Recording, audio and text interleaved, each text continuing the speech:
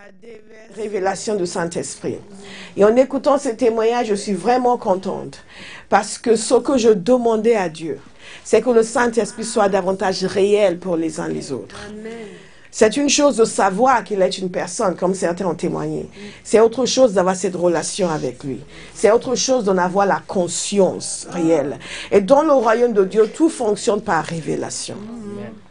Tout fonctionne par révélation. Ce n'est pas uniquement ce que je sais parce qu'on me l'a dit ou parce que je l'ai lu, parce que je sais que c'est vrai. C'est ce qui est une réalité pour moi. Que les choses de Dieu deviennent une réalité pour vous. Amen. Très tôt dans ma vie chrétienne, le Seigneur m'a appris que la chose essentielle dont j'avais besoin, c'était la révélation. Parce que la parole de Dieu nous dit que l'œil n'a point vu et l'oreille n'a point entendu ce que Dieu a préparé pour ceux qu'il aime, mais il les a révélés. Il nous les a révélés par son esprit. L'Esprit de Dieu est là pour nous amener dans la connaissance profonde des choses de Dieu. Alléluia. Mais c'est essentiel pour nous de savoir qui il est. Qui il est. Et pas uniquement théoriquement, mais d'en avoir la conscience réelle dans nos vies. Et cela change notre manière de fonctionner avec lui. Cela change ce que nous pouvons recevoir de lui. Et c'est toute notre vie qui en est transformée en réalité. Oh Dieu. God is good. C'est toute notre vie qui en est transformée. Toute notre vie qui en est transformée. Nous sommes transformés. Nous entrons dans le royaume de Dieu en recevant Jésus. Mais nous grandissons spirituellement en recevant le Saint-Esprit. C'est important de le savoir. Notre relation avec le Saint-Esprit est déterminante quant à notre croissance spirituelle, la qualité de nos vies chrétiennes et notre vie de victoire. C'est la raison pour laquelle beaucoup de chrétiens ne vivent pas une vie de victoire. Parce que celui qui est venu nous aider, c'est le Saint-Esprit. Si nous l'ignorons, nous n'allons pas entendre les conseils qu'il nous donne, nous n'allons pas recevoir l'aide qu'il nous donne, il ne va pas pouvoir nous aider à prier comme nous devrions prier, parce que la parole de Dieu est claire sur le fait que nous ne savons pas comment prier. Mais puisque lui est là, il nous aide à prier. Je vois quelqu'un devant moi qui est sur le point de devenir un vrai géant dans la prière. Amen. Un vrai géant dans la prière. Parce que c'est donné à tous. Amen. Ce n'est pas donné uniquement aux serviteurs de Dieu. Croyez-moi, il y a des serviteurs de Dieu qui ne prient pas. Vous priez avec eux, vous sentez leur faiblesse dans la prière. Ce n'est pas donné uniquement aux serviteurs de Dieu, c'est donné à tous les enfants de Dieu de devenir des vrais géants dans la prière. En fait, la croissance spirituelle, nous avons la même capacité en matière de croissance spirituelle parce que nous avons bu du même esprit. Donc, quelqu'un va commencer à honorer le Saint-Esprit, va commencer à reconnaître son travail dans sa vie et lui permettre de faire tout ce qu'il veut faire. Amen. Comme nous avons vu, c'est la raison pour laquelle j'ai pris le temps de développer la nature, la personne du Saint-Esprit, ce qu'il a fait dans l'Ancien Testament, ce qu'il fait dans le Nouveau Testament, pour que nous soyons conscients du fait que le Saint-Esprit n'est pas notre idée, mais l'idée du Père. De la même façon que la venue de Jésus n'était pas notre idée, mais l'idée du Père. La venue du Saint-Esprit n'était pas notre idée, mais l'idée du Père. C'est pour cela que Jésus leur a dit ce que le Père a promis. Alléluia. C'est merveilleux. C'est vraiment merveilleux. Donc nous pouvons recevoir facilement parce que nous savons que ce n'est pas nous qui quémandons à Dieu, qui insistons pour qu'il nous donne. Nous insistons pour montrer notre volonté. Vous suivez, mais pas pour convaincre Dieu et pour le persuader. C'est plutôt Dieu qui cherche à nous convaincre. Moi, je me laisse persuader par le Seigneur. Je me laisse persuader par la parole de Dieu. Je me laisse persuader par la parole de Dieu. Ce que nous avons vu, et nous allons continuer dans le sens de ce que nous avons reçu, sachez ceci, à chaque fois, la vie chrétienne est une vie de responsabilité. Quelqu'un avait posé une question, la BBC, je crois, avait posé une question au Bishop Oyedepo pour lui demander qu'est-ce qui est le secret de la réussite de son église et des gens qui sont dans l'église, de la réussite de leur vie. Il répond parce que nous leur apprenons à assumer leurs responsabilités. Et il y a des ministères où les serviteurs de Dieu font tout pour les brebis. Sans le grand homme de Dieu, la grande servante de Dieu, les gens sont perdus. Ils ne savent plus quoi faire, ils ne savent pas comment faire, ils ont besoin de lui pour prier pour eux, et tout. Et non, nous leur apprenons à assumer leurs responsabilités. Et le royaume de Dieu, c'est un royaume de responsabilité. Nous avons des droits et nous avons aussi des devoirs. Nous sommes beaucoup focalisés sur nos droits, mais pas assez sur nos devoirs. Et c'est la négligence par rapport à nos devoirs qui conduit à la faiblesse dans nos vies. Et qui permet à Satan de nous terroriser. Et je dis bien terroriser, parce que beaucoup de chrétiens sont littéralement terrorisés par le diable. Si vous n'avez jamais assisté à une délivrance, vous ne le saurez peut-être pas. Mais beaucoup de chrétiens sont terrorisés par le diable et c'est une aberration. C'est une aberration de première catégorie. Quand Jésus était sur terre, les démons le fuyaient. Les démons vont vous fuir. Amen. Ah, vous n'êtes pas convaincus. Les démons vont vous fuir. Amen. Au nom de Jésus. Amen. Ils vont vous fuir. Amen. Ils ne vont plus être à l'aise pour venir vous déranger. Amen. En fait, quand ils viennent vous déranger, ils viendront juste par devoir. Ils le feront, le cœur n'y sera pas. Parce qu'ils sauront tout de suite que ça ne va pas durer. Que dès que vous réagissez, c'est fini. Amen. Vous allez sentir vous-même qu'ils ne sont pas si acharnés que ça. Amen. Ils vont essayer, dès que ils disparaissent. Ce sera le témoignage de quelqu'un. Amen. Au nom de Jésus. Le temps où le diable s'acharnait contre vous, c'est fini. Amen. Vous allez maintenant vous acharner contre lui. Amen. Alléluia. Dans Acte 1, nous voyons ceci. Alors qu'ils se trouvaient en leur compagnie, au verset 4, il leur recommanda de ne pas s'éloigner de Jérusalem, mais d'attendre ce que le Père avait promis. Ce que je vous ai annoncé, leur dit-il, car Jean a baptisé d'eau, mais vous, dans peu de temps, vous serez baptisés du Saint-Esprit. Alors que les apôtres étaient réunis, ils lui demandaient, Seigneur, est-ce qu'à ce moment que tu rétabliras le royaume pour Israël? Il leur répondit, ce n'est pas à vous de connaître les temps ou les moments que le Père a fixés de sa propre autorité. Mais vous recevrez une puissance lorsque le Saint-Esprit viendra sur vous. Et vous serez mes témoins à Jérusalem, dans toute la Judée, dans la Samarie et jusqu'aux extrémités de la terre, et jusqu'à Paris, et jusqu'en banlieue parisienne, et jusqu'en province. Vous serez mes témoins. Jésus nous avait prévu. Donc nous constatons dans ce passage qu'il y a quelque chose qui se passe lorsque le Saint-Esprit vient sur nous. C'est que nous recevons une puissance. Moi j'ai reçu cette puissance. J'ai reçu cette puissance. Allez, nous avons reçu cette puissance. Amen. Moi j'ai reçu cette puissance. J'ai reçu cette puissance. Et le Saint-Esprit ne se lasse pas de se déverser sur nous. Et là, ce week-end dernier, nous avons encore reçu cette puissance. Mais la parole de Dieu est claire sur le fait que cette puissance est censée faire de nous, non pas seulement des gens heureux, bénis, délivrés, libérés, mais des gens qui sont des témoins. Alléluia. Et nous allons faire notre part parce que Dieu a fait sa part. Nous allons faire notre part. Quelqu'un va décider à partir de maintenant, je suis un témoin. Parce que c'est pour cela que j'ai reçu la puissance. Amen. Et si je veux garder la puissance, je veux faire ce pour lequel la puissance m'a été donnée. Amen. Gloire à Dieu. Amen. Nous allons être des témoins. C'est vraiment extraordinaire. Et nous avons donc besoin de cette puissance qui agit puissamment. Et c'est grâce à cette puissance que lorsque l'apôtre Pierre a prêché le jour de la Pentecôte, les gens étaient frappés au-dedans d'eux. Ils ont dit, mais que faut-il faire pour être sauvé? C'est grâce à cette puissance que Pierre et Jean ont guéri l'homme qui était assis devant la porte appelée la Belle. Que tout le monde connaissait comme étant paralytique, mais ils l'ont guéri grâce à cette puissance. C'est grâce à cette puissance qu'ils ont pu parler devant les responsables du peuple avec autorité. Et leurs voix ont été entendues. Et les gens se sont émerveillés de ce qu'ils ont dit. C'est grâce à cette puissance. C'est grâce à cette puissance que lorsque l'apôtre Paul a parlé, le proconsul était touché. Je parle de Paul parce qu'il n'était pas là le jour de la Pentecôte. Il n'était pas avec les disciples le jour de la Pentecôte. Comme vous et moi, nous n'étions pas avec eux le jour de la Pentecôte, mais nous avons bu du même esprit. Hey!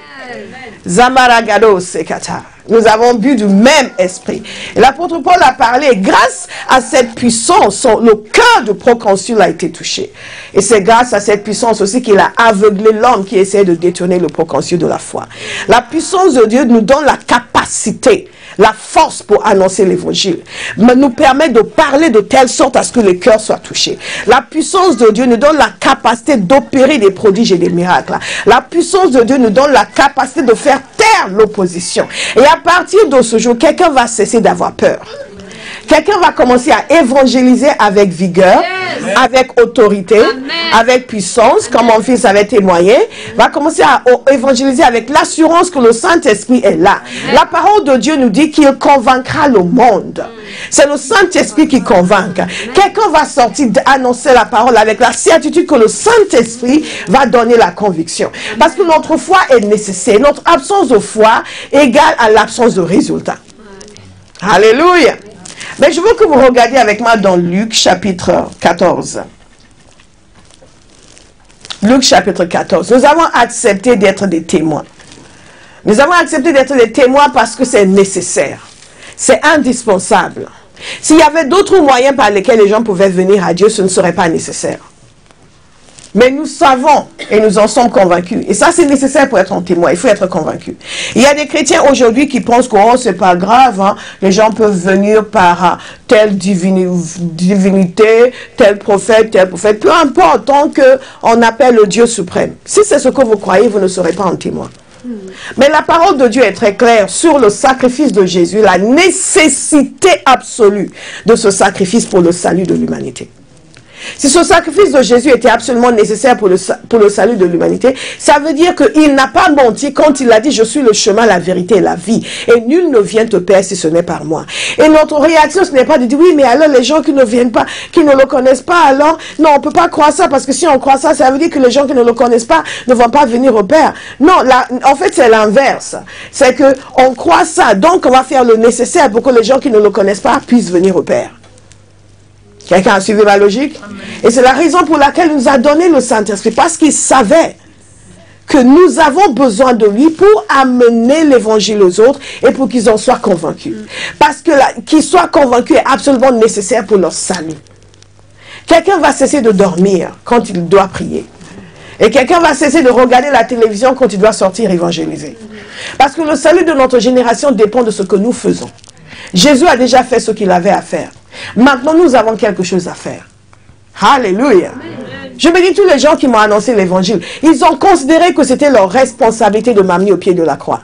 Et en dépit de mon mépris, en dépit de mon attitude désagréable, ils ont persisté. Ils ont annoncé l'évangile avec force. Et nous allons annoncer l'évangile avec force. Amen. Alléluia. Acte 4, 12 est clair sur le fait qu'il n'y a de salut en aucun autre. Car il n'y a sous le ciel aucun autre don qui a été donné parmi les hommes par lequel nous devons être sauvés. Chaque enfant de Dieu doit se trouver confronté à ce verset et décider si oui ou non il le croit. Si nous le croyons, il nous incombe de nous lever pour devenir des témoins. Je vais le répéter pour quelqu'un qui vient de se réveiller. Si nous le croyons, il nous incombe de nous réveiller pour devenir des témoins.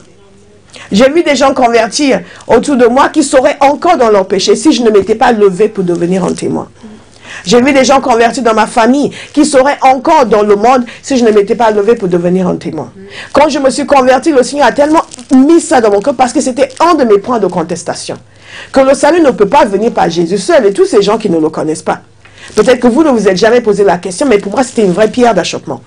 Et je réfléchissais longuement sur la chose, je méditais cela, j'entrais dans toutes sortes de philosophies possibles et imaginables pour dire non, ça ne peut pas être ça. Mais quand le Saint-Esprit m'a convaincu que c'est vraiment ça, il n'y a aucun autre nom par lequel nous pouvons être sauvés si ce n'est le nom de Jésus. Ça a changé quelque chose en moi parce que pour moi, dans ce cas-là, il faut absolument que je fasse tout pour que les gens entendent le nom de Jésus. Amen. Et je prie vraiment que de la même façon que le Seigneur agit pour que le Saint-Esprit devienne une réalité pour nous, il agisse dans nos cœurs aujourd'hui pour que le salut de notre génération devienne une obsession pour nous. Amen. Alléluia. Amen. Une véritable obsession. Et que cette obsession puisse remplacer les autres obsessions. Gloire à Dieu. Et si vous voulez d'autres versets pour confirmer, parce que parfois il faut qu'on en médite, même si on pense qu'on le sait. Le fait de méditer amène la chose en surface et amène une nouvelle urgence. Philippiens 2, verset 9 nous dit ceci, c'est pourquoi Dieu l'a élevé à la plus haute place et lui a donné le nom qui est au-dessus de tout nom, afin qu'au nom de Jésus, chacun plie le genou dans le ciel, sur la terre et sous la terre. Et toute langue reconnaisse que Jésus-Christ est le Seigneur à la gloire de Dieu le Père. Toute langue reconnaisse que Jésus-Christ est le Seigneur. Ouh, et Romains 10, 13, nous avons une bonne nouvelle que toute personne qui fera appel au nom du Seigneur sera sauvée. Toute personne qui fera appel. Donc tout ce qu'il faut, c'est faire le nécessaire pour qu'il fasse appel au nom du Seigneur. Être des témoins. Et nous serons des témoins. Nous sommes des témoins. Quelqu'un qui est un témoin va dire Amen. Amen. Nous sommes des témoins. Dites-le par la foi. Amen. Nous sommes des témoins. Amen. Nous sommes des témoins. Amen. Nous sommes des témoins. Amen. Nous sommes des témoins. Amen. Nous sommes des témoins. Amen. Nous sommes des témoins. Amen. Nous sommes des témoins. Amen. Nous sommes des témoins. Nous sommes des témoins. Mettez-la sur votre mur, dites-le tous les jours, je suis un témoin. Au bout d'un moment, ça va entrer en vous. Vous allez commencer à crier pour que, wow, non, non, ma génération doit être convertie. Paris doit être converti. La France doit être convertie. Alléluia. Nous sommes des témoins. Nous sommes des témoins. Jean 14, 6, méditez-le, je suis le chemin, la vérité, la vie. Jean 3, 18, méditez-le. il faut croire au Fils de Dieu. Et il y a une question qui nous est posée, c'est ceci, mais quel est le processus? Quel est vraiment le contexte de tout cela? Et Jésus raconte une histoire extraordinaire dans Luc chapitre 14. Je veux que vous regardiez cela. Nous allons lire cette histoire ensemble. Pour que nous comprenions l'attitude que le Père attend de nous. Et nous n'allons pas faillir. Nous n'allons pas faillir. Nous n'allons pas faillir. Quelqu'un qui doit dire Amen en ce moment ne dit pas Amen, mais après va venir me dire priez pour moi, pasteur, pour que j'ai le courage d'évangéliser. C'est important pour nous de comprendre comment les choses spirituelles nous sont déposées en nous. Quand une déclaration est faite, réagissez, dites Amen. Amen. Vous n'êtes pas venu au culte pour dormir, vous êtes venu pour recevoir. Amen. Alléluia. Amen. Si je déclare sur vous quelque chose, dites Amen avec vigueur. Amen. Quand vous le dites, vous le recevez. Amen. Quand vous le dites, le Saint-Esprit le dépose en vous. Amen. Nous ne venons pas au culte pour nous asseoir comme des gens qui sont venus observer pour regarder, ok, qu'est-ce qu'elle dit, ça c'est biblique, ça c'est pas biblique. Les gens qui sont comme ça, comme cela, se dessèchent. Oui. Ça fait plus de 20 ans que je suis dans la foi et je les vois partout, ils sont secs. Ils sont secs. Nous sommes des enfants de Dieu. Nous sommes enthousiastes dans la réception de la parole de Dieu. Amen. Quelque chose est déclaré, je dis Amen. Amen. Alléluia. Nous sommes des témoins. Amen. God is good. Luc 14 nous dit ceci. Après avoir entendu ces paroles, quelqu'un fait une remarque sur ceux qui vont être assis à table. Quelqu'un qui était assis à table a fait une remarque sur le repas dans le royaume de Dieu. Et c'est un concept que les Juifs avaient et qu'ils ont encore de ce festin dans le royaume de Dieu. Déjà, cela nous permet de saisir que ce que Dieu a pour nous est bon. Amen. Alléluia. Ce que Dieu a pour nous est bon. Parce que beaucoup de chrétiens, tout en étant convertis, Satan leur a menti. Nous avons passé, comme l'a dit ce beau jeune homme tout à l'heure, nous avons passé par une période où nous avons délogé les mensonges du diable que nous avons acceptés. Un des mensonges que les chrétiens ont accepté, c'est que oui, bon, c'est bon pour toi, mais bon, tu sais, si tu demandes aux gens d'être chrétiens, c'est quand même un peu contraignant, c'est quand même ceci, God punish the devil. La vie chrétienne n'est pas contraignante. La vie en dehors de Christ est très contraignante. Amen. Soumis à toutes sortes de déboires, sans pouvoir faire quoi que ce soit. Soumis à être terrorisé par le diable. Et les gens passent sous comment on appelle ça encore, un ladder, sous une échelle et ils se signent ou oh, c'est le vendredi 13. Oh, nous sommes libérés de toutes ces bêtises.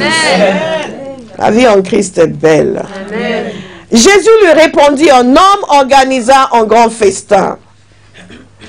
Et invita, au verset 16, et invita beaucoup de gens. À l'heure du festin, il envoya son serviteur dire aux invités, venez car tout est déjà prêt. Mais tous sans exception se mirent à s'excuser. On dirait des chrétiens. Le premier lui dit, j'ai acheté un champ et je suis obligé d'aller le voir. Excuse-moi, je t'en prie. Un autre dit, j'ai acheté 5 paires de bœufs et je vais les essayer. Excuse-moi, je t'en prie. Un autre dit, je vais me marier, c'est pourquoi je ne peux pas venir. À son retour, le serviteur rapporta ses paroles à son maître. Alors le maître de la maison, en colère, dit à son serviteur, va vite sur les places et dans les rues de la ville et amène ici les pauvres, les estropiés, les aveugles et les boiteux. Le serviteur dit, maître, ce que tu as ordonné a été fait et il reste encore de la place. Dites, il reste encore de la place. Il reste encore de la place. Le maître dit alors au serviteur, va sur les chemins et le long des haies, et ceux que tu trouveras, oblige-les à entrer, afin que ma maison soit remplie. En effet, je vous le dis, aucun de ces hommes qui avaient été invités ne goûtera de mon festin. Jésus raconte cette histoire pour que nous puissions comprendre que Dieu lance une invitation au salut. Dieu lance une invitation au salut. Et dans cette invitation au salut, tout le monde ne va pas dire oui. Il y a une certaine catégorie de personnes qui seront plus préoccupées par les choses naturelles et matérielles que par les choses éternelles. Vous en avez certainement rencontré. Vous leur parlez de Dieu, ils vous parlent de leur travail. Vous leur parlez de Jésus, ils vous disent, non, mais tu sais, le dimanche matin, ah oui, j'ai des réunions, tu vois, des réunions des groupes d'investissement. Ou vous leur parlez de Jésus, ils vous disent, oh non, mais tu sais, moi je suis jeune, on s'est marié la semaine dernière, et là, vraiment, on a prévu notre vie, enfin, toutes sortes de choses. Toutes sortes de choses. Des préoccupations naturelles, des préoccupations matérielles, qui amènent les gens à être complètement aveugles par rapport aux choses de Dieu. Par rapport aux choses de Dieu. Donc, ils sont préoccupés par leur entreprise ou leur manque d'entreprise. Ils sont préoccupés par leur travail ou leur manque de travail. Ils sont préoccupés par leur mariage ou leur manque de mariage. Quoi qu'il en soit, c'est quelque chose de naturel qui les préoccupe. Et donc, ils ne voient pas la valeur de ce qu'il leur est offert. Et ils ne distinguent pas clairement leurs besoins de ce qu'il leur est offert. Ce qu'il faut savoir, c'est que dans le temps, dans les temps de la Bible, quand son festin était organisé, les gens étaient prévenus d'avance, mais ils ne savaient pas l'heure. Donc, ils étaient prévenus d'avance, et donc, le moment venu, on envoyait un serviteur pour leur dire, bon, c'est maintenant, c'est maintenant. Ce qui veut dire que ces gens avaient quand même une inclination. Ils avaient quand même une connaissance, ils avaient quand même une compréhension du fait qu'il y a quelque chose qui est en train de se préparer. Et que ce quelque chose est pour eux. Mais le moment venu, ils choisissent de ne pas y aller. Ils choisissent de ne pas répondre à l'invitation. Ce qui est frappant aussi dans ce passage, c'est que le serviteur a été envoyé pour leur dire que tout était prêt. Je veux dire à quelqu'un ce matin que tout est déjà prêt. Amen. Nous n'invitons pas les gens à venir à Christ et ensuite chercher le moyen de les sauver. Nous n'invitons pas les gens à venir à Christ sans chercher le moyen de les guérir. Beaucoup de chrétiens se comportent comme si tout n'était pas encore prêt. Donc, ils vont penser que oui, mais bon, je ne sais pas, c'est notre église. Peut-être que si j'invite un tel, il va être choqué par la manière de chanter. Il va être ceci. Et nous oublions complètement le salut qui a été offert. Le sacrifice qui a été offert, le Saint-Esprit qui a été donné, qui est là pour convaincre de péché, de justice et de jugement. Le Saint-Esprit n'est pas là pour convaincre de la justesse des champs. Avec ou sans la justesse des champs, il convainc de péché. Mais nous avons empêché que beaucoup de gens soient convertis à cause de nos propres doutes sur le fait que tout est déjà prêt. Donc nous sommes là pour dire oui, mais tu sais, elle vit avec son copain, peut-être qu'il faut attendre qu'elle décide de le quitter. Elle ne va jamais le quitter. Ils vont faire enfant sur enfant sur enfant sur enfant. Tout est déjà prêt pour qu'elle soit convertie. Ou certains vont dire, oui, tu sais, mon patron, tu vois, c'est un homme très riche. Et là où nous, si je lui parle de Dieu maintenant, il va me regarder pour dire, oui, mais bon, vous êtes mon employé, il faut me parler de Dieu. Non, non, non, non. Vous n'êtes pas en train de lui vendre votre statut social. Ah non, vous êtes en train de lui offrir quelque chose qui est déjà prêt. L'évangile est déjà prêt. L'œuvre glorieuse de la croix est déjà prête. Amen. Elle est déjà achevée, accomplie. Nous ne nous vendons pas nous-mêmes, nous offrons le Christ. Amen. Nous offrons l'évangile. Nous offrons un salut qui est extraordinaire, qui est excellent, Amen. Qui est merveilleux, qui est parfait, qui n'a pas besoin d'être assorti d'autres conditions. Puis évidemment, nous aimons la qualité des chants, nous aimons la qualité des salles. C'est pour ça que vous êtes dans une salle très confortable. On aurait pu vous enfoncer dans un sous-sol au fin fond de, je ne veux pas dire les quartiers, les gens vont se verser parce que je vais évoquer leur quartier. Où ça sent mauvais. Même dans un endroit comme ça, tout est déjà prêt. C'est nous qui manquons de foi. J'ai dit, mais il y a des gens qui ils ont honte du lieu de rassemblement. Donc oui, mais on ne peut pas amener des gens riches ici. Non, les gens riches ont besoin de l'évangile. Même dans un trou, ils ont besoin de l'évangile. Si nous croyons que tout est déjà prêt, que l'Esprit de Dieu va amener la conviction, nous allons les voir se convertir, même dans des trous. Maintenant, vous n'avez pas ce souci à Bahas, gloire à Dieu. Simplement pour nous dire que tout est déjà prêt. Quelle que soit la chose qui vous empêche d'annoncer l'évangile à quelqu'un, évacuez-la. Tout de suite. Évacuez-la.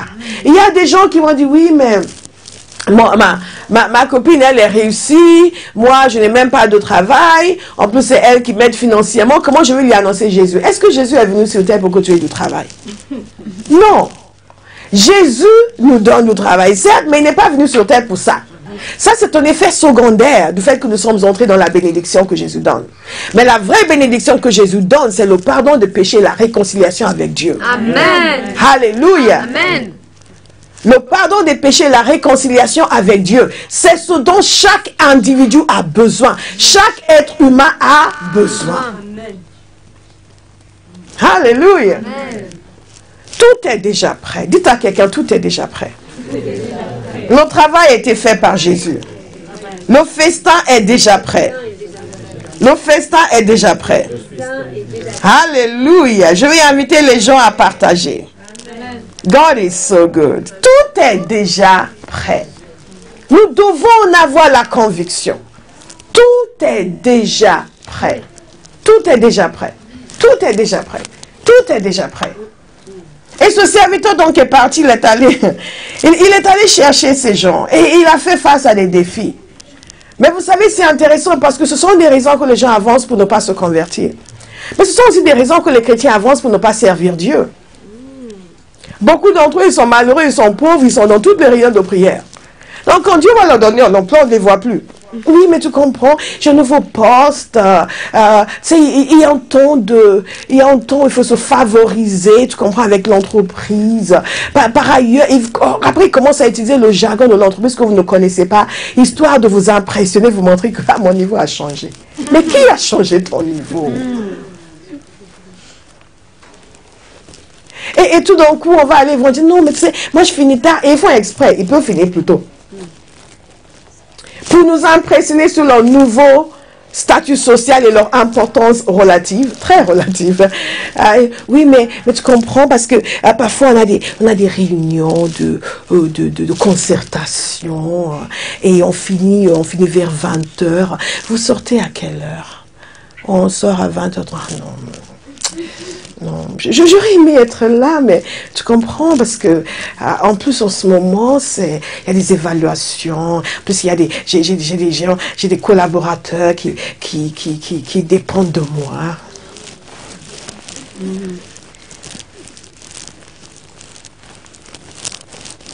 Et les gens font cela parce qu'ils sont très petits. Ce sont les gens petits qui font ça. Parce que quand vous êtes grand, vous savez que ce que Dieu a pour vous est immense. Que là où vous êtes n'est qu'une petite échelle. Si vous vous disqualifiez sur cette petite échelle, comment est-ce que vous allez avancer? Si vous avez une grande vision pour votre carrière, vous n'allez pas commencer à vous disqualifier alors que vous êtes encore sur une petite échelle. Vous suivez? On disait de John D. Rockefeller, qui était un des hommes les plus riches aux États-Unis, que dans son église, il était dans l'équipe d'accueil et de sécurité. Vous suivez? Ça, c'est des gens qui sont grands. Ça, c'est des gens qui sont grands. Parfois, les chrétiens se comportent comme cela aussi. Mais la parole de Dieu, donc, nous met en garde, nous permet de comprendre que non, nous n'avons pas à nous en faire. Quand nous allons évangéliser, les gens disent, oui, mais moi, vos cultes, c'est à quelle heure? Le dimanche? Oh non, tu sais, j'ai des réunions très tard. Ou non, le dimanche matin, je dois aller, tu sais, je fais des audits dans toutes mes entreprises parce qu'il faut que je sois là pour faire certaines choses. On préfère le faire le dimanche, tu comprends? Et il vous raconte des choses, vous ne comprenez rien. Mais il ne dit rien non plus. Toutes sortes de raisons que les gens avancent. Et beaucoup de chrétiens se laissent impressionner. Dites à quelqu'un, ne te laisse plus jamais impressionner. Jésus t'a dit que ce genre de personnes existe. Alléluia. Et j'imagine que le serviteur a dû être choqué parce que lui, il venait de l'endroit où le festin a été préparé, n'est-ce pas? Donc, quelque part, il a dû voir cet énorme festin. Il a dû se dire, mais ils ne se rendent pas compte. Tu t'es marié et alors viens avec ton épouse. Tu as acheté des bœufs et quoi encore? Le festin qui t'est proposé. Et les gens ne se rendent même pas compte à quel point leurs excuses sont ridicules. Et c'est la raison pour laquelle il faut prier pour que Dieu leur ouvre les yeux. Amen. Alléluia. Pour que Dieu leur ouvre les yeux. Nous, quand on nous annonçait l'évangile, on pensait que l'évangile était pour les gens qui étaient frustrés, qui n'avaient pas de plan de vie, qui étaient malheureux et qui n'étaient pas comme nous, vous comprenez? Nous, on était des jeunes personnes de bonne famille, brillants, de grandes études. C'est pas pour des gens comme nous. Et ça, c'est le diable qui dit ça aux gens. Et Dieu attire votre cœur, mais ça vient dans votre tête quelque part. Et c'est comme les hommes qui ne viennent pas à Christ, qui se disent, oui, mais c'est pour les femmes, ça. Non. Tous ont besoin d'être sauvés. Tous ont besoin d'être sauvés. Tous ont besoin d'être sauvés. Alléluia. Dieu va nous permettre de prier pour que leurs yeux s'ouvrent. Mais j'aime beaucoup ce que ce maître a fait. Et ça nous montre l'insistance de Dieu pour le salut de notre génération. Il n'a pas dit, bon, ils veulent pas, ils veulent pas. Non, non, non. Il a dit, non, non, non. Le serviteur est revenu. Regardez. Le serviteur est revenu. Et il a rapporté ses paroles à son maître. Et le maître était en colère. Et il a dit, non, non, non, on ne va pas s'arrêter là. Dites, on ne va pas s'arrêter là. On va aller vers d'autres personnes. C'est un message pour quelqu'un ici. Parce qu'il y a des gens qui sont marqués par un refus. Il y a des gens qui sont marqués par le mépris de quelqu'un. Et donc, vous annoncez l'évangile à quelqu'un qui vous... Remarquez, c'est un serviteur qui a été envoyé vers ces gens qui maintenant commencent à, ouais, non, mais moi je me suis marié, moi j'ai acheté des bœufs, et il devait se dire, bon, moi je n'ai pas de bœufs, moi je n'ai pas de terre, et il y a beaucoup de chrétiens qui sont marqués par ça, par le mépris de quelqu'un qui de façon arrogante a refusé l'évangile. Soyez délivrés ce matin. Amen. Parce que nous ne pouvons pas être des témoins si nous nous laissons affecter par le refus des gens. Et nous allons être des témoins. Alléluia. Alléluia. Écoutez, le maître dit ceci, va vite sur les places et dans les rues de la ville et amène ici les pauvres, les estropiés, les aveugles et les boiteux. Le serviteur dit, maître, ce que tu as ordonné a été fait. Hey! Que représentent tous ces gens, ces boiteux, ces gens estropiés? Cela représente les gens qui ont vraiment besoin, mais aussi qui sont conscients de leurs besoins. Je prie que Dieu nous conduise dans ces 6 semaines vers des gens qui sont conscients de leurs besoins. Amen.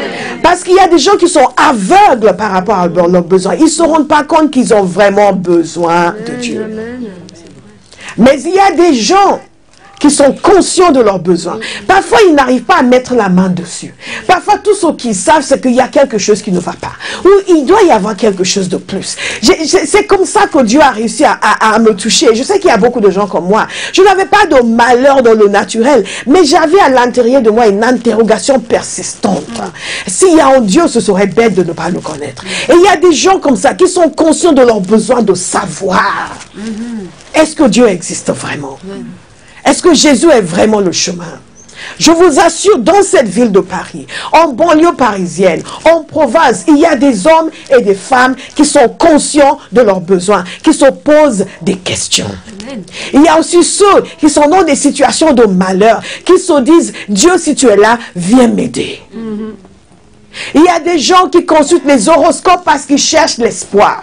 Il y a des gens qui vont aller voir de toutes sortes d'occultistes, toutes sortes de voyants, etc. Des gens qui font la divination parce qu'ils veulent savoir ce qui va se passer avec leur vie. Ils sont conscients du fait qu'ils ne se suffisent pas à eux-mêmes. Je prie que Dieu vous envoie vers ces gens. Amen. Alléluia. Amen. Alléluia. Amen. Alléluia. Amen. Nous avons vu le témoignage de Stéphanie. Nous avons vu à quel point son besoin l'a conduit vers une sorcière. Oui. En région parisienne, s'il vous plaît. Pas à Bujumbura. Gloire à Dieu. Comment son besoin l'a conduit vers des marabouts. Comment son besoin l'a conduit vers des gens qui font de la divination. Ma prière, c'est que les gens conscients de leurs besoins soient mis sur votre chemin. Amen. Au nom de Jésus. Amen. Que leurs besoins les conduisent vers nous. Amen. Il y a des gens qui savent que tout ne va pas bien. Peut-être c'est mentalement, peut-être c'est spirituellement, peut-être c'est physiquement. Mais ils savent, il y a des gens qui sont juste là, mais est-ce qu'il y a un Dieu? Est-ce qu'il y a un Dieu? Pour le reste, tout semble aller bien dans leur vie, mais ils ne peuvent pas dormir la nuit parce qu'est-ce qu'il y a vraiment un Dieu? Je veux savoir. Quelqu'un va crier à Dieu pour dire, Seigneur, conduis-moi vers des gens qui sont dans le besoin. Seigneur, Et qui sont conscients de leurs besoins. Parce que le besoin n'est pas que matériel. Le besoin est spirituel. Le besoin de tout être humain est spirituel. Mais il y a des gens qui n'en sont pas conscients. Qui ont adopté telle idéologie, sont devenus des fanatiques de telle philosophie ou telle politique et essaient de camoufler leurs besoins. Mais il y a ceux qui vont vous dire, je sens vide à l'intérieur. Qui vont le reconnaître. Et grâce à la puissance de Dieu, comme avec ce serviteur, ils vont répondre oui. Amen. J'ai dit, ils vont répondre oui. Amen. Si vous voulez qu'ils répondent oui à travers vous, dites Amen. Amen. Je rappelle constamment aux uns et aux autres les paroles qu'ont prononcées l'apôtre Paul. Il exprime sa reconnaissance pour ce que Dieu a accompli à travers lui. Je veux mettre quelqu'un au défi à Abba House pour commencer à penser à ce que Dieu va accomplir à travers lui, à travers moi, pas simplement à travers mon église ou mon pasteur, mais à travers moi en tant qu'individu, parce que je ne suis pas venu ici pour faire de la figuration. Je ne suis pas là simplement pour admirer l'onction de la grande servante de Dieu. Je veux, moi, manifester l'esprit, manifester la puissance, être un outil entre les mains de Dieu pour amener des gens des ténèbres à la lumière. Alléluia. Alléluia. Pour amener la guérison. Souvenez-vous de la collègue de la Lituanienne pour qui nous avions prié à la conférence. Souvenez-vous. Souvenez-vous de son témoignage à elle. Elle n'est pas de la Lituanie. Quelqu'un lui avait demandé si moi je venais de la Lituanie. Elle est bien française. Souvenez-vous son témoignage. Comment en arrivant à Abba House, elle a entendu mes enseignements sur la guérison. Elle a décidé qu'elle aussi, elle allait prier pour les malades. Amen. Et elle a commencé à voir des gens guéris. Amen. Alléluia. Et sa collègue était là. Et j'ai attiré sa collègue. Elle a une personne pour qui elle a prié au travail. Était venue. Et elle a accepté de témoigner. Rappelez-vous son témoignage. Elle a dit que l'énorme douleur qu'elle avait, qui lui empoisonnait la vie, avait disparu quand Béa a prié. Amen. Mais qu'il restait encore des petites douleurs. Vous vous souvenez? Oui. Et tous nous avons prié pour elle. Est-ce que vous voulez entendre le témoignage? Oui. Non, non. Si vous ne dites pas oui, je ne vais pas vous dire. Est-ce que vous voulez entendre le témoignage? Non, mais est-ce qu'il y a quelqu'un à Barras qui veut entendre ce que Dieu fait? Hey! Oui! Toutes ces douleurs ont disparu.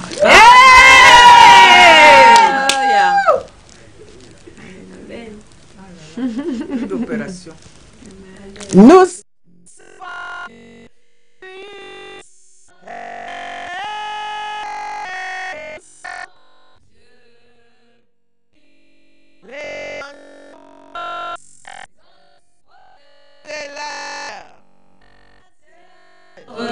Nous servons un Dieu puissant. La même puissance qui guérit est la même puissance qui convainc de pécher. Amen.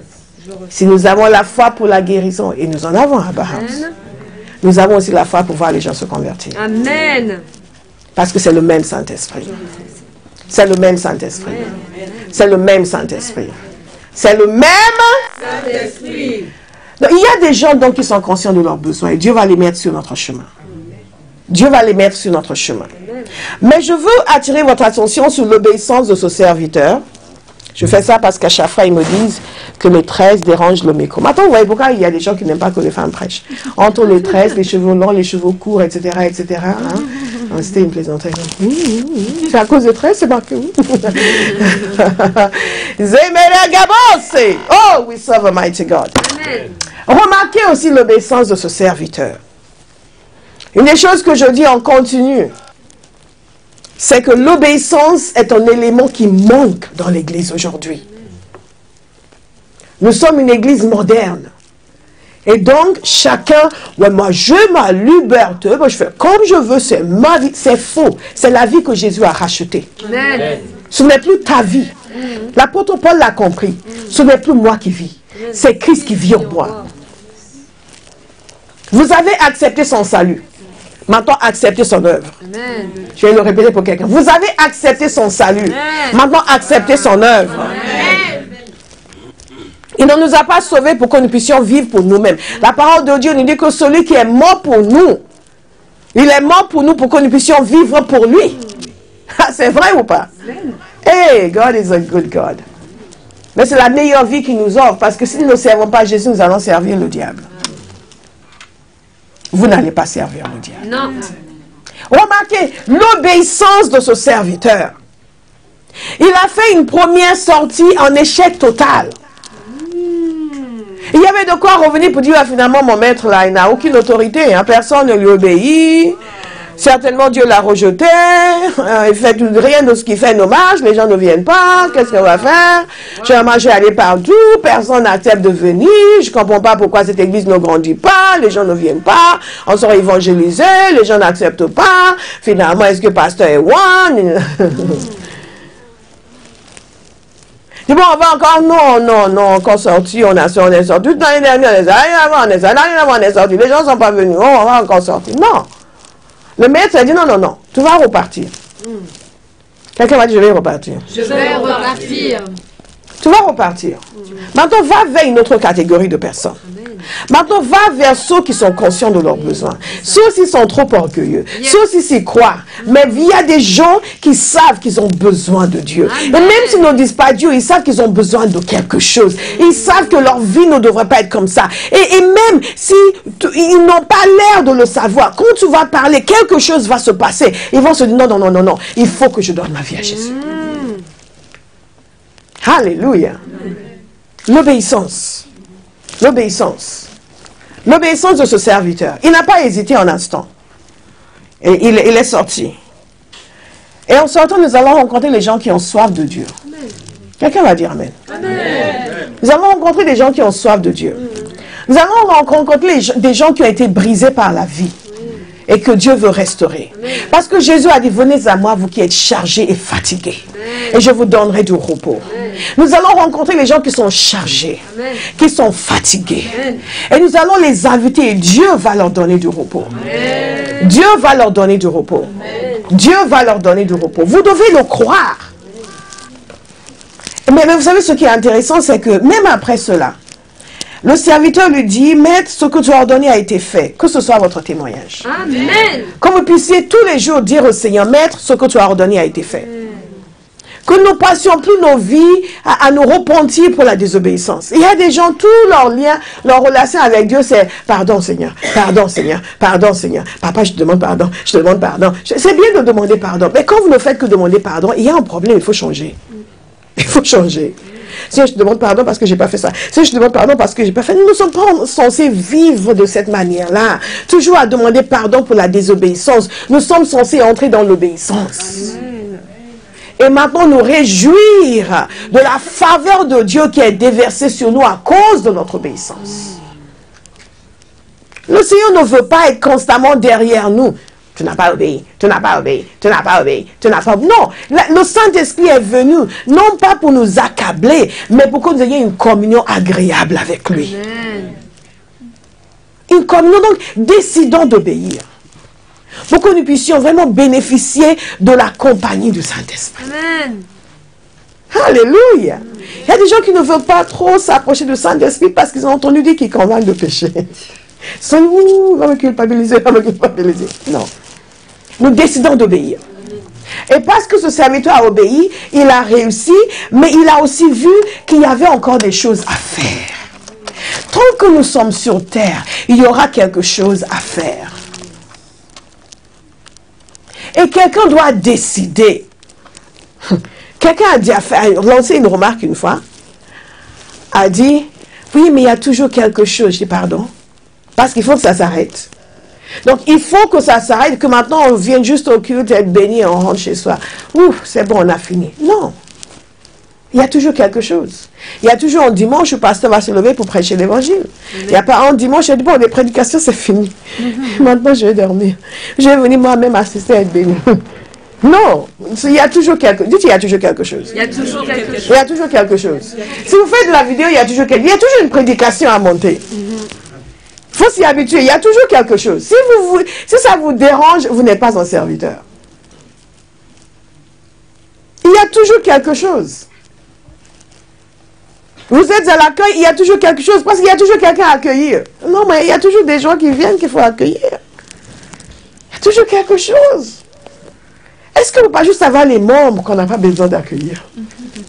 Parce que quand on est entre nous, on n'a plus besoin de rester à la porte pour dire bienvenue, les accompagner. On leur dit juste une fois pour tout, écoutez, membres de la house, vous asseyez là, toi tu prends cette place, toi tu prends cette place, toi tu prends cette ça, et ça finit. Pouf, ça finit, plus d'accueil. Non, il y a toujours quelque chose. Il a invité tous ces gens, mais il a dit il y a encore de la place. Je veux dire à quelqu'un qu'il y a encore de la place dans le royaume de Dieu. Amen. Il y a encore de la place. Il y a encore de la place. Nous ne sommes pas en train de demander à Dieu de faire de la place pour notre cousine. Nous ne sommes pas en train de demander à Dieu de faire de la place pour notre maman. Nous ne sommes pas en train de demander à Dieu de faire de la place pour notre papa. Non, il y a de la place. Il n'y a pas de problème du côté de Dieu. Il y a de la place. Il y a de la place pour ton fils. Il y a de la place pour ton frère. Il y a de la place pour ton papa. Il y a de la place pour ton oncle. Il y a de la place pour ta tante. Il y a de la place même pour ton arrière-grand-mère si elle est encore sur terre. Amen. Alléluia. Si elle est partie, c'est autre chose. Il y a de la place. Il y a de la place. Il y a de la place pour les messieurs de votre quartier qui ne sont pas très agréables et qui vous harcèlent le soir, ceux qu'on appelle communément des voyous. Mais dans le royaume de Dieu, ils sont des évangélistes potentiels. Amen. Alléluia. Parce qu'ils ont cet entrain pour aller vers les gens. Pour l'instant, ils s'en servent pour prendre votre sac. Mais ensuite, ils vont s'en servir pour amener des gens dans le royaume de Dieu. Amen. Mais en attendant, tenez bien votre sac. Gloire à Dieu. Allez, ne dites pas non, c'est des évangélistes, c'est pas grave. We serve a mighty God. Il y a de la place. Et ça doit vraiment nous interpeller. Il y a de la place. Qu'est-ce que nous faisons pour que ces places soient prises? Qu'est-ce que nous faisons pour que les gens qui sont éloignés de Dieu puissent devenir des gens de la maison de Dieu? Il y a de la place. Il y a de la place pour tous ces gens que nous connaissons, il y a de la place pour les gens que nous ne connaissons pas. Et quand vous méditez sur cela, vous ne pouvez qu'entendre le cri du cœur du Père, qui signifie à son Église, il y a encore de la place dans ma maison. Il y a encore de la place au pied de la croix. Et ce qui suit est vraiment puissant, parce que Dieu n'a pas dit, oh c'est bon, c'est bon, c'est bon. Je suis fatigué de tous ces gens. J'en ai amené quelques-uns, c'est bon. Non, non, non. Regardez ce qu'il dit. Il dit ceci. Le maître dit alors au serviteur, verset 23, va sur les chemins et le long des haies, et ceux que tu trouveras, oblige-les à entrer, afin que ma maison soit remplie. Vous voyez donc le désir du Père, c'est que sa maison soit remplie. Je le répète, le désir du Père, c'est que sa maison soit remplie. Le désir du Père, c'est que sa maison soit remplie. C'est que sa maison soit remplie. C'est que sa maison soit remplie. C'est que sa maison soit remplie.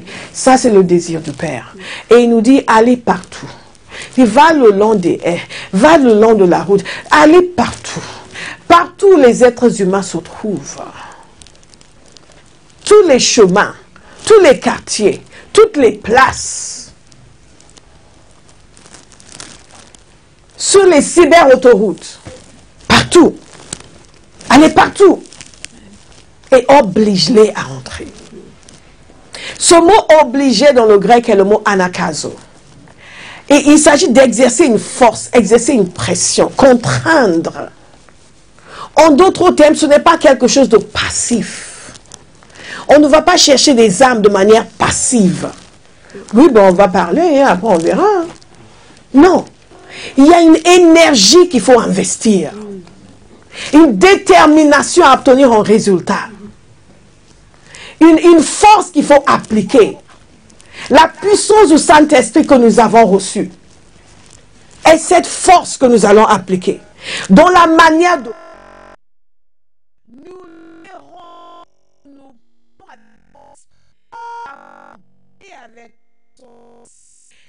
Responsable, on lui dit, hé, comment il parle? Ils n'ont même pas d'éducation. Qu'est-ce qui leur est arrivé pour parler de cette manière? Ce sera le témoignage de quelqu'un. Amen. Dieu va investir votre bouche de sa puissance. Amen. Et nous devons y tenir absolument. Beaucoup de fois, quand nous allons parler à quelqu'un, nous parlons avec un sentiment de faiblesse, convaincu déjà de son indifférence et de l'impossibilité de sa conversion. En voyant cela comme une montagne. Non. Il y a un changement de mentalité. Nous allons tous méditer ce passage et réécouter encore ce message. De cette force dont j'ai besoin, qu'elle me soit communiquée. Amen. La puissance du Saint-Esprit que j'ai reçue, je la laisse sortir par mes lèvres. Amen. J'exerce une pression. Non pas en disant des mots durs, mais en parlant avec la puissance de l'Esprit. Et j'y vais avec une attitude déterminée à obtenir un résultat. Je laisse Dieu changer mon optique. Je cesse d'avoir une attitude défaitiste. Et je cesse d'écouter les gens qui disent la France est dure, la France est dure, la France est dure, les Français n'aiment pas Dieu. Ce n'est pas vrai. Vous avez vu tous les gens qui consultent des voyants, des médiums, les gens sont en quête du spirituel. Certains pensent que la foi chrétienne est discréditée, mais ils ne connaissent pas la foi chrétienne. Non, ils ne connaissent pas la foi chrétienne. Obligez-les à entrer. Démonstration d'esprit et de puissance. Démonstration d'esprit et de puissance.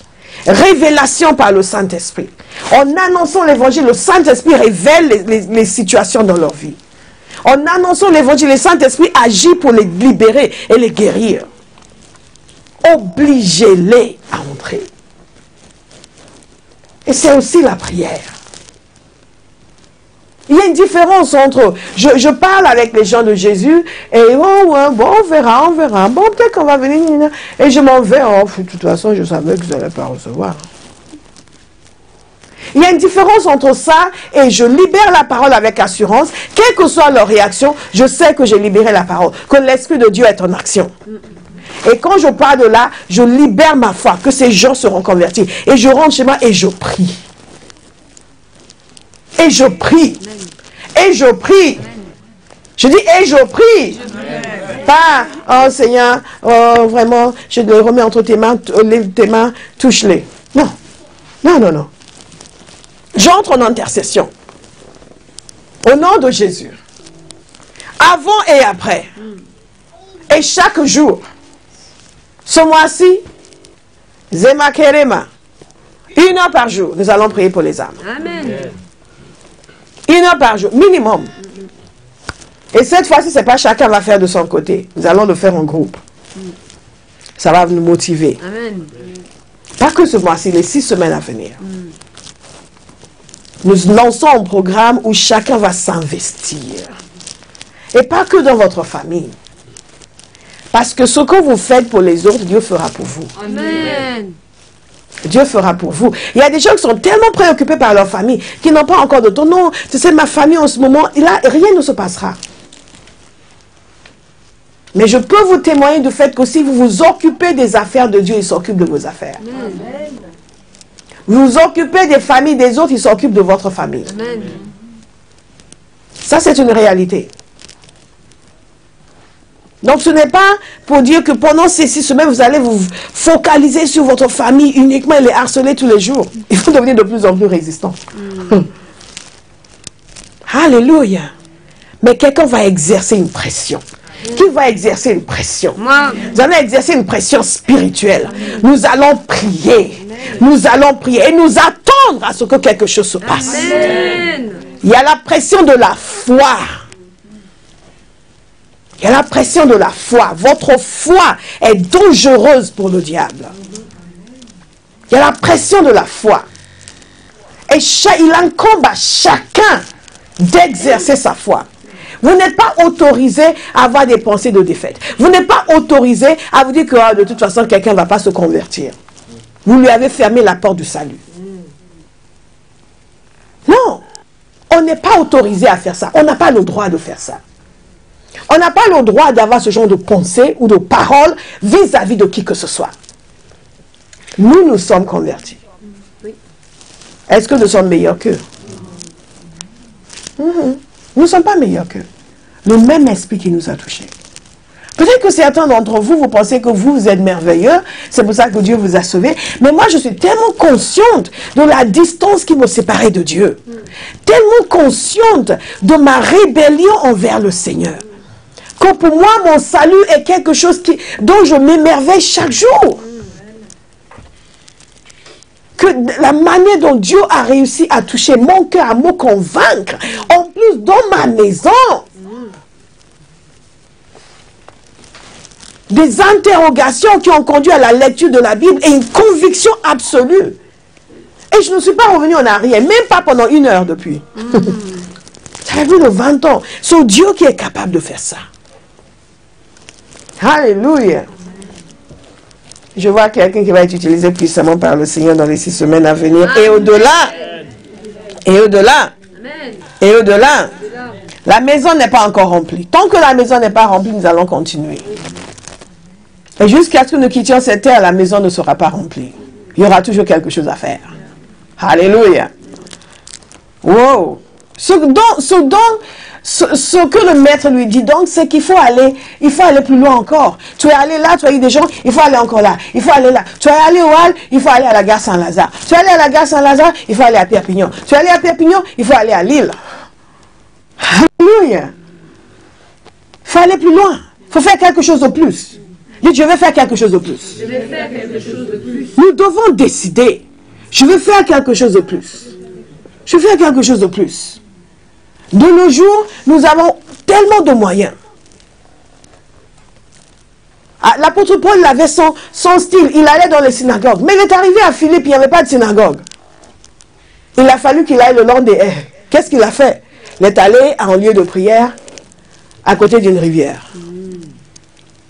De nos jours, nous avons les sorties d'évangélisation, nous avons la distribution de tracts, nous avons des concerts de rue, nous avons les discussions avec les gens dans les rues, nous avons les campagnes Internet pour toucher les gens dans leur maison.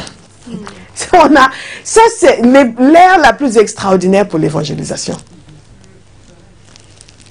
En réalité, je prie que Dieu nous ouvre les yeux, parce que beaucoup de chrétiens ne voient toujours pas. Pour eux, le web, c'est juste pour papoter avec les amis sur les réseaux sociaux. Non, non, non, non. Les réseaux sociaux, c'est pour annoncer l'évangile. Amen. Une fois, on a posté la vidéo, l'animation qui est sur Dieu.fm. Cette animation extraordinaire. Il faut qu'on fasse d'autres, bien. Cette animation extraordinaire qu'on avait faite avec Béatrice, un travail colossal. Et bon, évidemment, on a utilisé les images de ce frère américain qui fait vraiment des choses extraordinaires. Et on l'a posté sur Facebook. Il y a quelqu'un qui a commenté, était furieux parce que comment est-ce que cela est apparu dans ma newsfeed? On était content. Il n'était pas converti. Il ne comprenait pas pourquoi. Il a vu cela, il faut d'autres encore qui vont le voir. Il faut d'autres encore qui vont le voir. Il faut d'autres encore. Donc, ce que le maître lui dit, va partout. Et c'est ce que le Seigneur nous dit, allez partout. Utilisez tous les moyens possibles et inimaginables. Déployez-vous, soyez créatifs, soyez imaginatifs. Amenez l'évangile partout.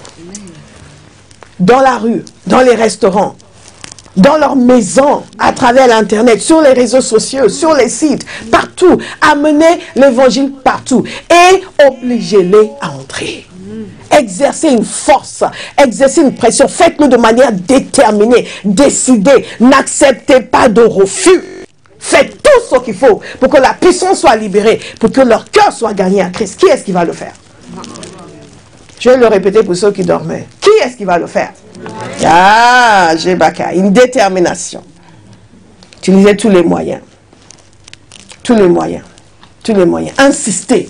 Cette insistance et cette persistance est nécessaire. Je vous donne un exemple d'insistance. J'ai écouté le docteur David Cho parler de l'église et il a raconté une histoire. Pas celle que je vous ai racontée hier.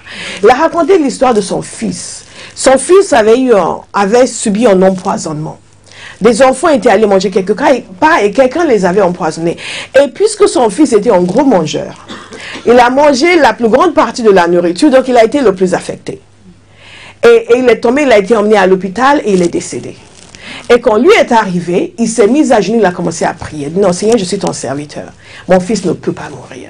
C'est son deuxième fils. Et il a prié. Il a prié pendant 3 heures. Rien. Et elle a dit, non, mon fils, non, je ne permets pas. Mon fils ne peut pas mourir. Il a continué à prier.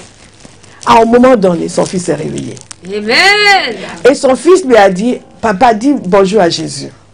Elle dit, comment ça, Jésus? Puis Jésus est là, il m'a ramené. Je ne vois pas, il dit, bonjour Jésus, je suis là, je ne te vois pas. Lui ne voyait pas. Mais le fils, il a dit que c'est Jésus qui l'avait ramené. Donc il a expliqué qu'il était parti et que quand il est arrivé, il pensait que c'était... Son père a dû aller au ciel. Non, c'est entre le ciel et la terre. Il n'était pas sûr. Il m'a dit, mais c'était un endroit glorieux. Mais quand il est arrivé, des chrétiens qui connaissaient, qui étaient décédés, étaient venus. Certains des anciens de leur église étaient venus et l'ont entouré. Ils lui ont dit, non, tu ne peux pas rester. Et lui, il voulait courir vers le trône de Dieu, la présence du Père. Et ils l'ont entouré pour l'empêcher d'avancer. Et vous savez ce qui s'est passé? Le Seigneur est venu. Et le Seigneur lui a dit, tu dois retourner. Il a dit, ah non, non, non, je veux rester. Ah non, non, non. Il dit, non, ton père ne permet pas que tu viennes. Ton père ne permet pas que tu viennes. Dites anakazo. Anakazo. Ton père ne permet pas que tu viennes. Il dit, ah non, mais je veux rester. Et le Seigneur lui a dit ceci, on attend un peu, s'il va continuer à prier. Oh! Il y a une personne qui a compris. My God! Et parce qu'il a continué à prier, il a dit non, il faut que tu retournes. Ton père ne permet pas que tu viennes. Ton père ne permet pas. Wow. Est-ce qu'il y a quelqu'un qui va dire, tous ceux vers qui Dieu va m'envoyer, je ne permets pas qu'ils meurent et qu'ils aillent en enfer. Amen. Je ne permets pas qu'ils meurent et qu'ils aillent en enfer au nom de Jésus. Je vous assure, nous avons plus de puissance que ce que nous imaginons. Nous avons plus d'autorité dans le monde spirituel que ce que nous imaginons. Il faut simplement l'appliquer comme il faut.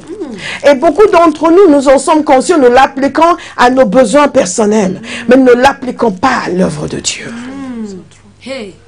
Nous ne l'appliquons pas à l'œuvre de Dieu. Donc tout ce qui concerne l'œuvre de Dieu, nous sommes prêts à abandonner, nous sommes prêts à lâcher, nous sommes prêts à rouspéter, nous sommes prêts à nous plaindre, nous sommes prêts à dire que c'est trop nous demander, c'est trop nous demander, c'est trop nous demander. Si on vous offre une promotion au travail et qu'on vous donne des choses à faire pour l'obtenir, vous allez vous décarcasser. Vous allez consentir des efforts surhumains pour pouvoir y arriver. Mais si c'est pour l'œuvre de Dieu, vous allez commencer à rouspéter. Oui, mais pourquoi on a dit ça? Mais moi, je n'ai pas le temps. Mais moi, je ne peux pas. Moi, je ne peux pas. Et c'est pour cela que nous ne voyons pas des résultats. Est-ce qu'il y a quelqu'un qui veut voir des résultats? Moi. Parce que je veux que vous compreniez que ce que nous faisons sur terre, non seulement avance le royaume de Dieu, mais nous avance aussi dans notre destinée éternelle. Il y a une récompense pour nos œuvres. Il y a une récompense pour nos œuvres. Nous ne sommes pas récompensés parce que nous avons bâti une grande entreprise. Et c'est bien de bâtir des grandes entreprises.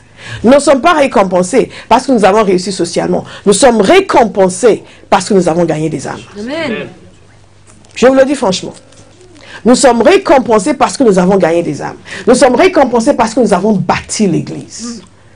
Beaucoup de chrétiens ne le comprennent pas. Ils pensent que l'église doit juste les bénir. Non, nous sommes censés bâtir l'église. Ceux qui le comprennent, ils sont à l'œuvre jour et nuit. Et n'ont même pas besoin que quelqu'un les remercie. Quand le Seigneur m'a donné cette compréhension, j'ai commencé à servir. J'ai commencé à servir Dieu, à œuvrer pour l'avancement du royaume de Dieu. Et quand les gens venaient me remercier, je trouvais ça bizarre. Pourquoi on me remercie? Je ne faisais pas pour eux, je faisais d'abord pour le Seigneur et pour moi-même. Moi, je prépare mon éternité. Je prépare. Il faut que nous ayons une conscience de l'éternité. Amen. Nous allons savoir que toutes ces choses qui sont si importantes auxquelles nous consacrons notre temps n'ont aucune importance. Et que la chose essentielle à laquelle nous devons consacrer notre temps, nous sommes en train de négliger. Mais quelqu'un va se réveiller et va devenir un témoin. Et va commencer à exercer la force, va commencer à exercer la pression spirituelle pour que des gens se convertissent, pour que les gens viennent au pied de la croix. Va commencer à exercer son anakazo, les obliger à entrer. Amen. Moi, je peux vous le dire par expérience. Je vous parle souvent du Nigeria.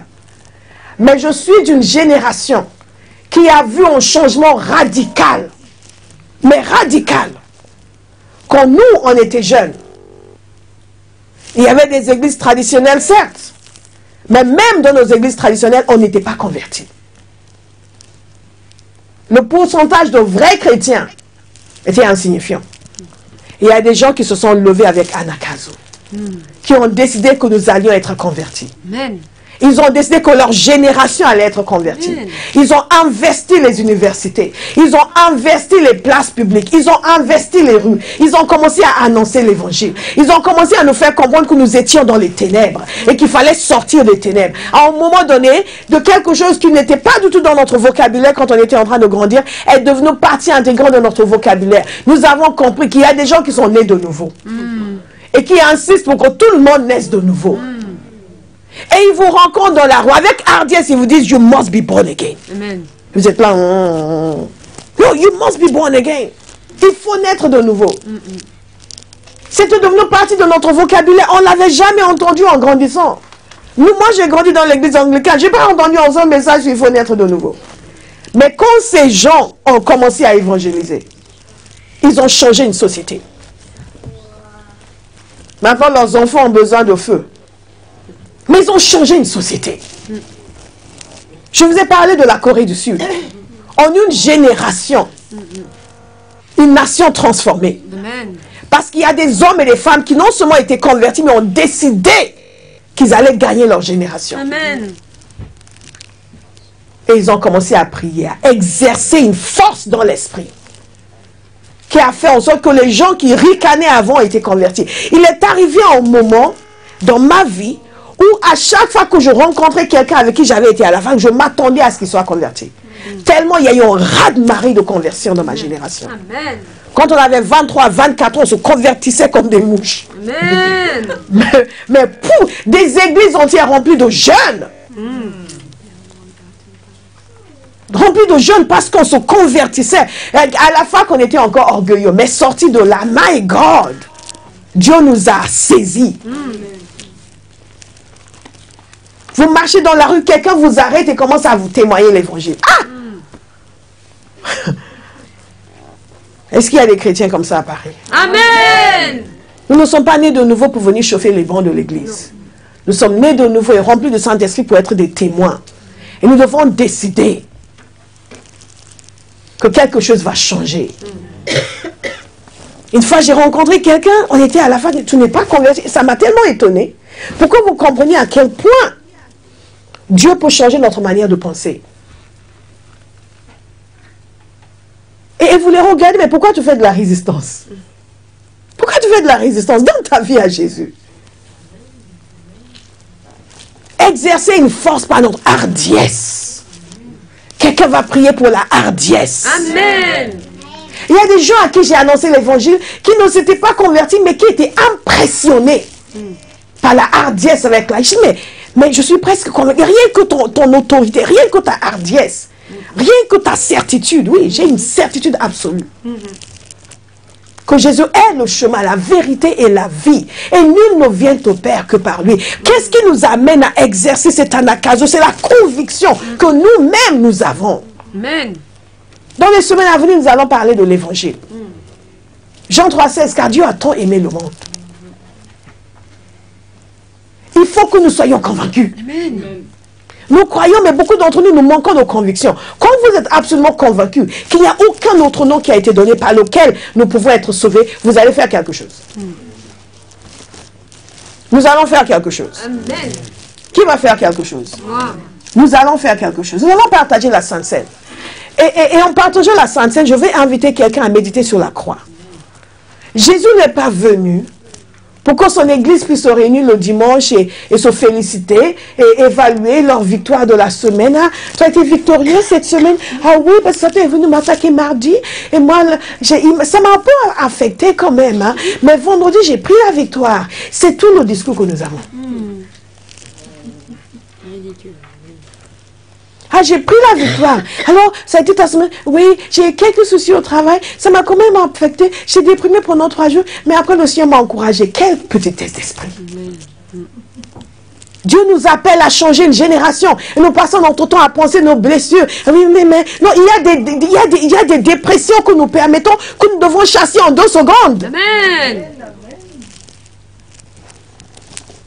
vous insurger contre la témérité de Satan, de venir, tu veux mettre la dépression dessus, mais ça va pas, non? Tu sais qui je suis? Je suis né de Dieu. Né de Dieu. Et tu viens me dire que je suis déprimé. Non, toi tu es déprimé. Dans toute ta génération, tous tes démons. Amen. Moi j'ai reçu la joie du Saint-Esprit. Moi j'ai reçu la joie du Saint-Esprit.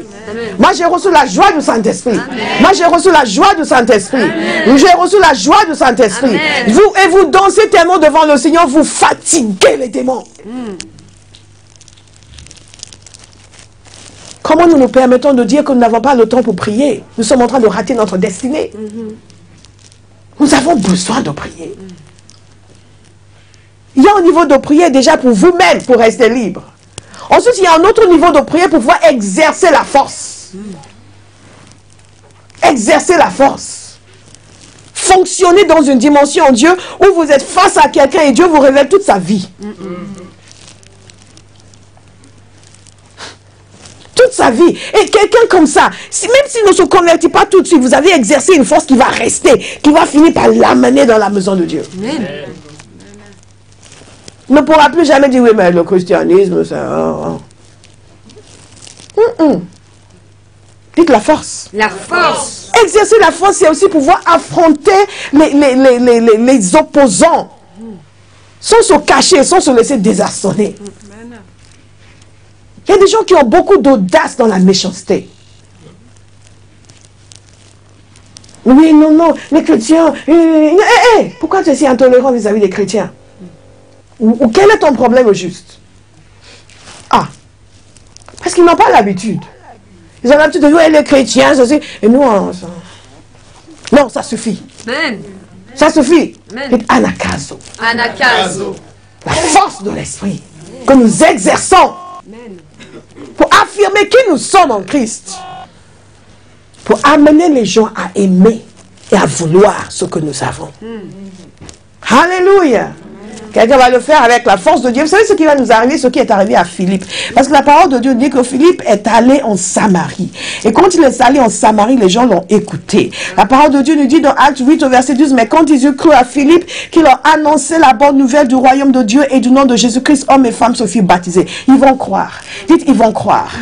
Quand je vais annoncer la bonne nouvelle, on va recommencer. Quand je vais annoncer la bonne nouvelle du royaume de Dieu, du royaume de Dieu et de Christ, ils vont croire. Décidez qu'ils vont croire. Décidez. Anakazo. C'est une autre histoire que le Dr. Cho a racontée. J'aime beaucoup ces histoires. Et il a expliqué comment il y a un couple qui avait une cellule. Et donc, ils ont aidé les enfants d'un couple, le fils d'un couple qui n'était pas dans leur église, et pas converti d'ailleurs, chrétien traditionnel, mais pas converti. Et par gratitude, ils ont accepté, ce couple a accepté de venir dans leur église juste pour assister à un culte. Ils sont venus, et c'est des gens qui sont d'une église traditionnelle, donc ils étaient très choqués par le bruit, les chants. Ils ont aimé le message, mais quand même, c'était trop bruyant pour eux. Donc, ils ne voulaient plus revenir.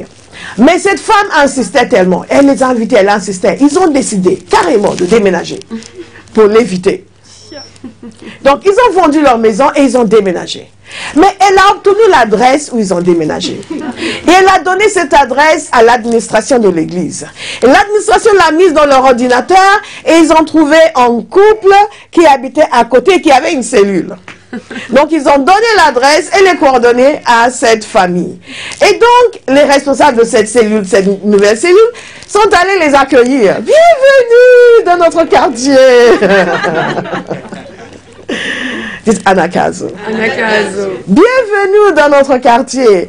Et ils étaient là, vous êtes qui? Nous sommes de telle église, on vous a déménagé. C'est pas vrai. Ils nous ont suivis ici. Mais vous savez, ils ont commencé à les inviter. Et au moment où ils racontaient cette histoire, cette famille qui avait fui, ce couple qui avait fui, non seulement avait rejoint leur église, mais aussi était responsable de cellule. Alléluia. Est-ce que quelqu'un écoute attentivement ce matin?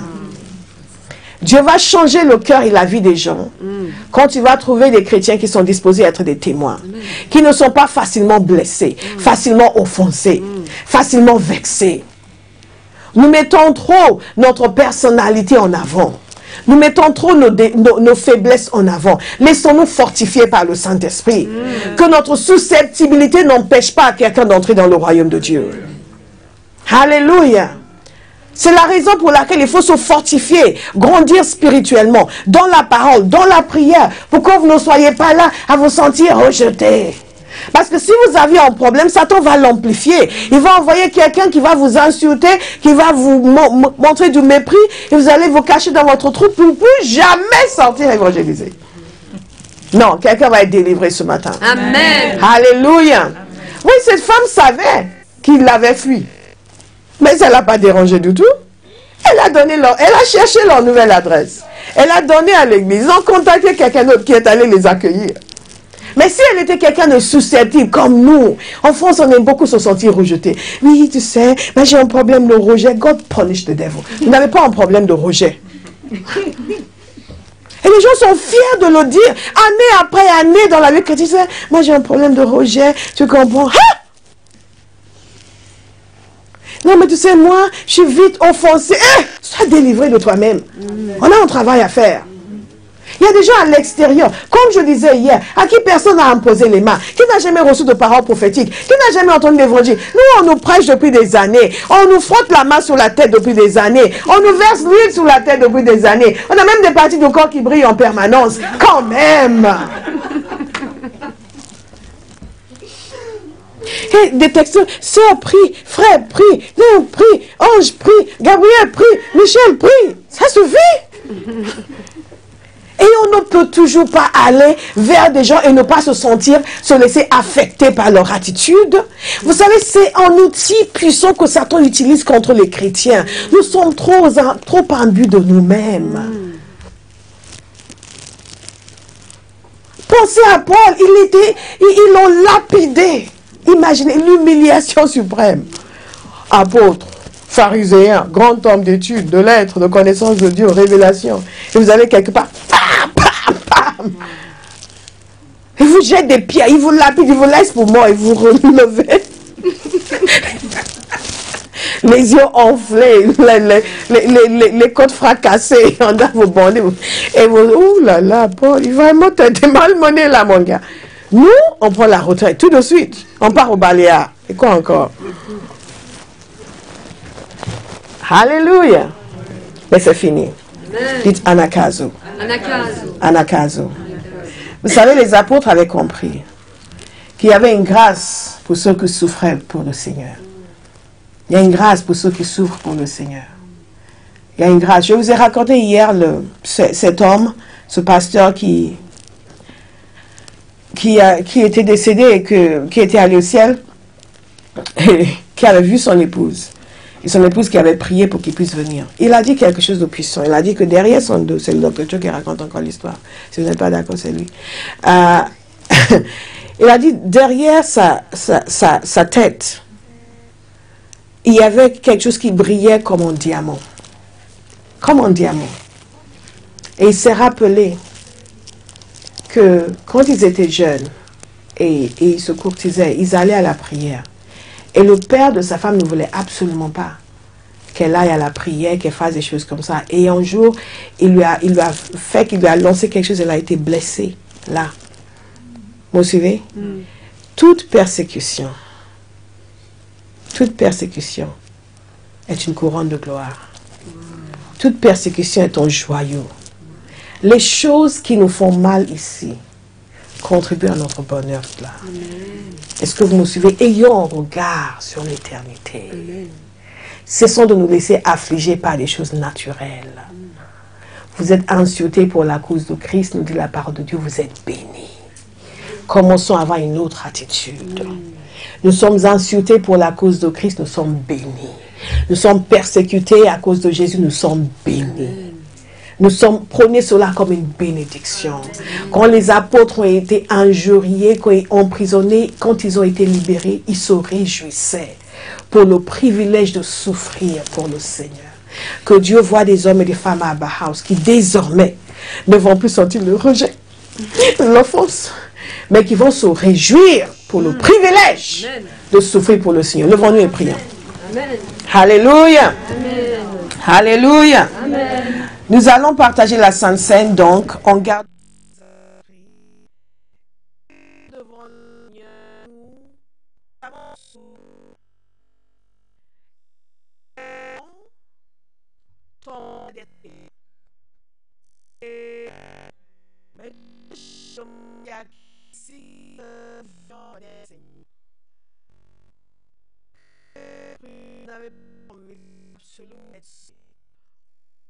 de nous.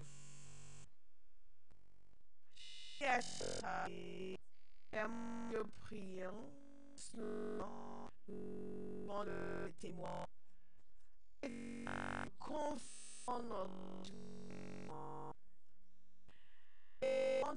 Est-ce que vous voulez que je vous qui veut se fonder sur le Seigneur, qui a le cœur non,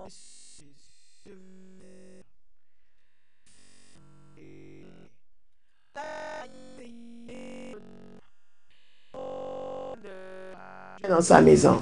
Je vois votre main, le Seigneur vous bénit. Est-ce qu'il y a quelqu'un d'autre? Vous avez été éloigné, vous décidez que non, là c'est bon. Je reprends le chemin de la gloire, je m'installe dans mon Seigneur, je reprends ma vie et ma marche avec Dieu. Je vois cette main, que le Seigneur vous bénisse. Alléluia. Donc ensemble, nous allons prier. Et je demanderai aux bien-aimés qui ont levé la main de s'avancer directement après la prière. Et je vais demander à notre sœur Béatrice de s'entretenir avec vous et de prier avec vous encore pour que la grâce du Saint-Esprit soit déversée puissamment sur vous. Mais nous allons tous ensemble faire cette prière. Père, au nom de Jésus. Père, au nom de Jésus. Me voici devant toi. Me voici devant toi. Je déclare aujourd'hui Je déclare aujourd'hui que je crois que Jésus est le Fils de Dieu. Je crois qu'il est le chemin, il est la vérité et il est la vie. Je crois que personne ne peut venir à Dieu sans passer par Jésus. Et aujourd'hui, Père, je passe par Jésus. Je renonce au diable et à toutes ses œuvres. Je renonce au péché. Je renonce à l'indifférence. Et je me donne à toi, Seigneur Jésus. Prends ma vie. Pardonne-moi. Donne-moi un nouveau départ. Remplis-moi de ton esprit. Je le demande, Père, au nom de Jésus. Amen. Alléluia. Nous allons donc partager la Sainte Seine. Je vais vous inviter à venir devant rapidement pour prendre la Sainte Seine.